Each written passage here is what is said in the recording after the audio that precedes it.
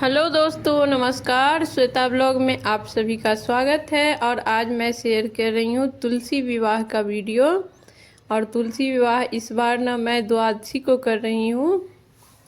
तो देखिए, ये आंगन में मैं चौक लगा रही हूँ, रंगोली बना रही हूँ और विष्णु भगवान और माता तुलसी का चरण भी बना रही हूँ। और आंगन में ही करेंगे, खुला स्थान पे करना ज़्यादा अच्छा होता है। अगर नहीं है तो आप कमरे में भी कर सकते हैं। और यहाँ पे एक छोटा सा चौकी लगा लिए हैं। और पीछे है तुलसी माता, जो हम कार्तिक स्नान के लिए लगाए थे वही तुलसी माता है। आज से पहले इस पे सिंदूर नहीं चढ़ाया गया है। और रखेंगे विष्णु देव का फोटो, श्री हरि विष्णु का। और पीछे है केला का पेड़ है, केला के पेड़ का गमला है, उसी में हम रख देंगे। उससे ये फ़ायदा होगा कि केला का मंडप, पत्ता का जो मंडप बनता है वो भी हो जाएगा। और पीछे हम गमला के पीछे हम गन्ना का भी मंडप बनाए हैं, दिख रहा होगा थोड़ा सा आप लोग को। और केला का पेड़ रखे हैं तो केला का जो पत्ता है उसका भी मंडप बन जाएगा और हमें काटने का भी ज़रूरत नहीं पड़ेगा। और यहाँ पे कर रहे हैं कलश स्थापना, क्योंकि शादी में कलश स्थापना एकदम ज़रूरी ही है, बिना कलश का होगा नहीं। तो नीचे हम ना कलरफुल चावल रखे हैं। अगर आप एकादशी को कर रहे हैं तो जौ, गेहूँ, तिल रखिए, लेकिन मैं द्वादशी को कर रही हूँ इसीलिए कलरफुल चावल रख रही हूँ। और जैसे कलश स्थापना होता है उसमें जल, गंगा जल, हल्दी, सिक्का, फूल, अक्षत डाल करके और 5 पल्लव डाले हैं। और उसके ऊपर एक पात्र में गेहूँ डाले हैं, उस पर दीप जलाएंगे। ये दीप कलश का स्थापना हो रहा है। देखिए, एक बड़ा सा दीपक लगाए हैं और उसमें थोड़ा सा ज़्यादा तेल डालेंगे ताकि ये थोड़ा लंबा जले। और फिर कर लेंगे पूजा। तो वीडियो में आगे बढ़ने से पहले आप सभी से एक रिक्वेस्ट है कि प्लीज़ चैनल को सब्सक्राइब कर दें, एक लाइक कर दें। तो चलिए आगे वीडियो में कंटिन्यू करते हैं। उसके बाद हम बैठा लेंगे 2 पान के पत्ते पे गणपति और गौरी माँ। गौरी हमने हल्दी से बनाई है और गणपति मेरे पास छोटा सा मूर्ति है, तो मैं गणपति उन्हीं को बैठाऊंगी और हल्दी से गौरी माता बना करके बैठाएंगे। और उससे पहले हम कर लिए थे दीप प्रज्वलित। दीप प्रज्वलित करने के बाद, मतलब कोई भी पूजा कीजिए उसका साक्षी जो होता है ना वो दीपक ही होता है, इसीलिए अग्नि हमें पहले प्रज्वलित करनी चाहिए। तो हम पहले प्रज्वलित कर लिए हैं दीप और उसके बाद पूजा करेंगे। गौरी और गणपति को बैठाएंगे और सभी को स्नान का भाव कराएंगे। हल्दी से मैंने गौरी माँ बनाई है और गणपति मेरे पास था। और सभी को देखिए जल और गंगा जल दोनों को मिक्स करके सभी देवता को स्नान का भाव कराएंगे, मंत्र बोलते हुए, जैसे ओम गण गणपते नमः, ओम गण गणपते नमः, ओम माँ गौरी नमः, ओम माँ गौरी नमः। इस तरह से कम 5 बार ओम वरुण कलशाय नमः, ऐसे करके सभी का स्नान करा लेंगे, सभी देव का। और सभी को करेंगे रोली चंदन लगाएंगे। और आज ना तुलसी विवाह है तो थोड़ा सा हल्दी भी लगाएंगे, तुलसी जी को भी और विष्णु भगवान को भी। और जैसे हमने गणपति को और गौरी माता को तिलक किया वैसे कलश को भी करेंगे, वो भी देवता हैं, वरुण कलशाय नमः बोलते हुए।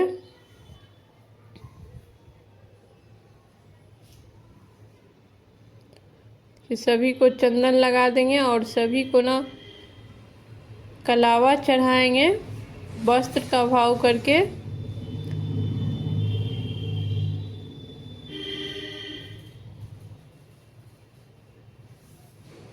वस्त्र का भाव करके कलावा चढ़ा देंगे। और तुलसी माता और विष्णु, श्री हरि विष्णु भगवान के लिए वस्त्र हम ले करके आए हैं, तो उनको कलावा नहीं चढ़ाएंगे, वस्त्र चढ़ाएंगे।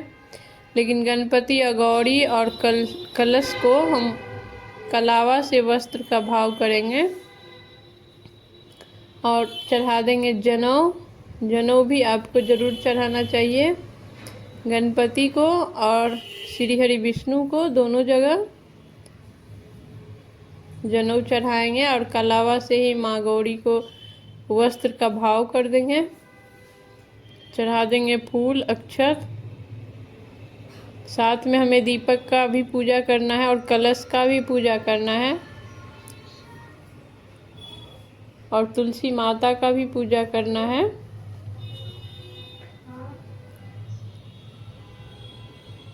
अब हम चढ़ा देंगे जो श्री हरि विष्णु हैं उनके लिए एक तौलिया हम लेकर के आए हैं और ये चढ़ाना ही चाहिए। कम से कम शादी के दिन तो आपको ज़रूर से चढ़ाना चाहिए। और तुलसी माता को लाल चुनरी, और तुलसी माता जो मेरी है ना वो बहुत लंबा हो गई है, अभी उतना ज़्यादा मतलब पतला है। हम कार्तिक के शुरुआत में ही लगाए थे और ये कार्तिक स्नान के लिए लगाए थे। जब हम भोर में पूजा करते थे तो इसी तुलसी को पूजा करते थे। तो देखिए चढ़ा दिए हैं सिंदूर और तुलसी माता से माला स्पर्श करा करके श्री हरि विष्णु को चढ़ाए हैं और श्री हरि विष्णु से स्पर्श करा करके माता तुलसी को चढ़ा दिए हैं। अब श्री हरि विष्णु भगवान से स्पर्श करा करके सिंदूर लगा देंगे माता को।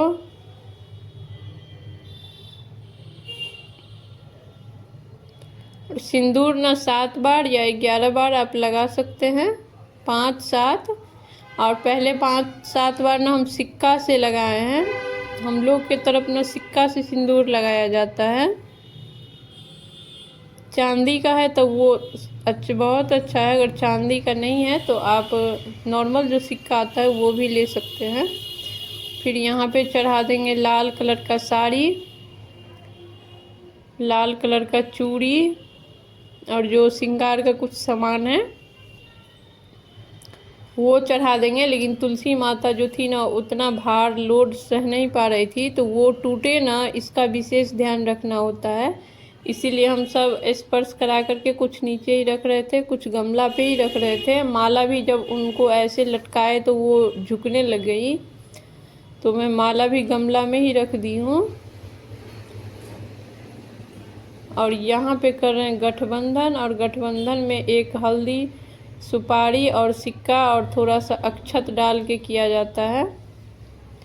और ये तुलसी माता के चुनरी में लेकर के बांध दिए हैं और ये विष्णु भगवान का जो तौलिया चढ़ाए थे उससे इसको बांध देंगे। और देखिए कैसे झुक रही है। हमको ना बहुत बुरा लग रहा था जो तुलसी माता को जब पूजा कर रहे थे तो वो इधर से उधर ऐसे ऐसे हो रही थी, क्योंकि लोड ज़्यादा हो रहा था।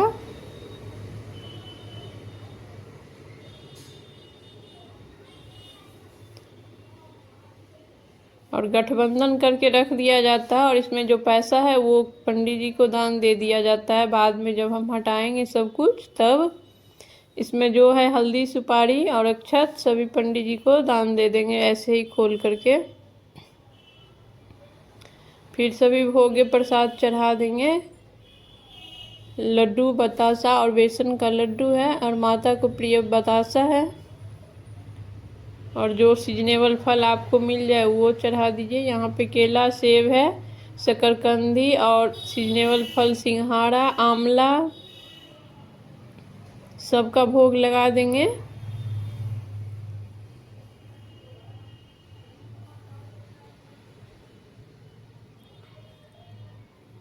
अब भोग लगाने के बाद ना पाँव धुलाया जाता है, जो हल्दी डाल करके मतलब थोड़ा सा भाव किया जाता है, ये विधि है। तो हल्दी से हमने पाँव धुला दिया और यहाँ पे दे रहे हैं हम तुलसी माता को खोइछा। खोइछा हम लोग धान से देते हैं, जो नया वाला धान आता है उससे देते हैं। तो यहाँ पे पैसा, हल्दी, फूल रख दिए। इसमें दुर्भा जाता है लेकिन दुर्भा मेरे पास नहीं था। और फिर इसको पोटली बना देंगे और माता के गमला में ही रख देंगे, माता से छुआ करके। और खोइछा भी ज़रूर से भरना चाहिए। फिर चढ़ा देंगे दक्षिणा, जो कि पूजा में जो भी कमी हो वो पूरा हो जाए। और कमी होता ही है, कितना भी आप तैयारी कर लीजिए। और यहाँ पे हम 5 दीपक जलाए थे तो वो दीपक लगा देंगे, धूप बत्ती दिखा देंगे। उसके बाद कर लेंगे आरती।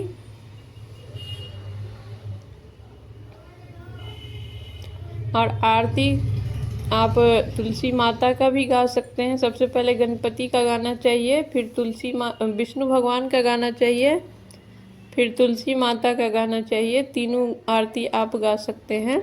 अगर कोई भी नहीं आ रहा है तो आप ऐसे ही आरती घुमा दीजिए, वैसे ही ओम गण गणपते नमः, ओम नमो भगवते वासुदेवा, या फिर ओम जय जगदीश हरे, ओम जय तुलसी महारानी, इस तरीके से आप गा लीजिए, तभी हो जाएगा। और उसके बाद करेंगे हवन। थोड़ा सा हवन करना, शादी है तो थोड़ा सा हवन हमें करना चाहिए। और यहाँ पे देखिए हम धूपदानी में ही हवन, नीचे जो है ना उपले डाले हुए हैं, थोड़ा सा गैस पे गरम करके फिर उसमें हम घी डाले हैं और ये बहुत अच्छा जल रहा है। और सभी देवता के नाम का आहुति हम डालेंगे कम से कम 5 बार या 7 बार। जैसे ओम गण गणपते नमः, ओम गण गणपते नमः, उसी तरह ओम माँ गौरी नमः,